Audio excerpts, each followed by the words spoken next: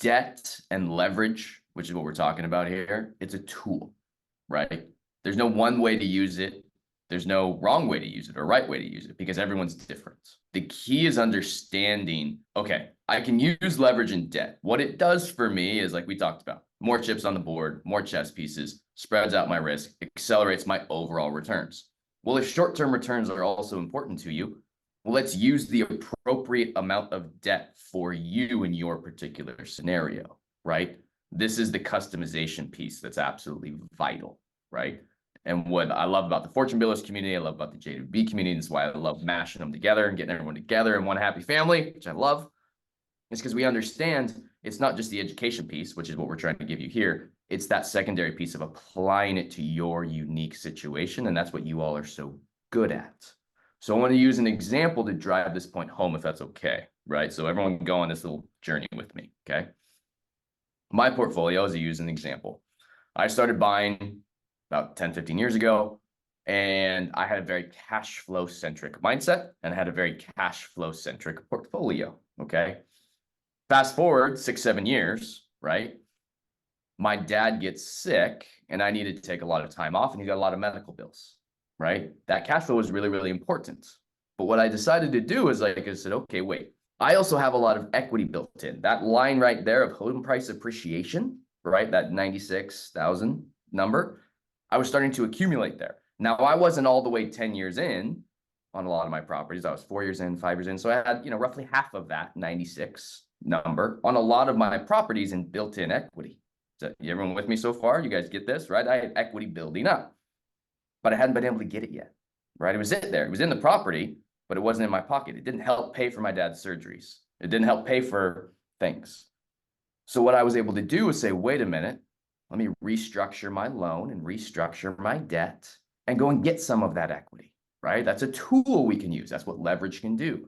Let me refinance my loan and get some of that equity so I can pay for my dad's surgeries, right? I can make sure he has a nice room in the hospital. I can do all those things, right? I can get that money. Debt allowed me to do that. But there's a juxtapose with everything we do, right? The more debt we take on, sometimes that eats into our cash flow. Why? We have a bigger chunk of debt on a property. I owe the bank more every single month on that, right?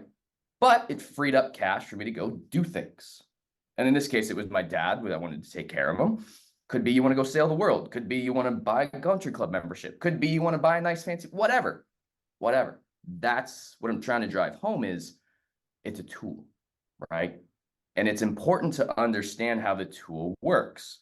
The more debt you take on in a higher interest rate environment, you're going to have a higher monthly payment. It's going to eat into your cash flow. But long term, because we're using so little of our own money, when we sell it long term or we refinance it long term, 5, 7, 10 years down the road, you're maximizing your long-term returns.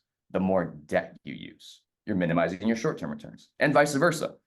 The key point here is your responsibility is to find where in that spectrum you want to be.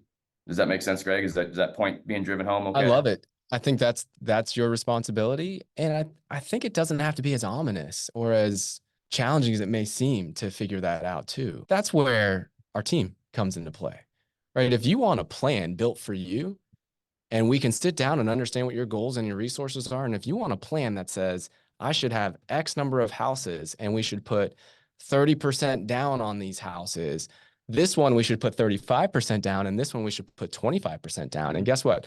Those houses, those two other ones that we're going to buy with all cash. We can sit down, put that plan together for you, and your retirement can be mapped out, right? There's not another asset class that is consistent and reliable through all kinds of weather as single-family rental properties have proven to be, especially over the last 20 years. And so that can be mapped out. You can work with folks, you can build a plan, and then it's just execution. So don't feel like it all has to be on your own shoulders. I think the responsibility is for you to have some education, which you guys have done a great job by being here today and being a part of Fortune Builders and being a part of the Not Your Average Investor community. And I think the responsibility is to pick up the phone, right? And to reach out and start right there, because that's what we love to do. I think that's the big separator.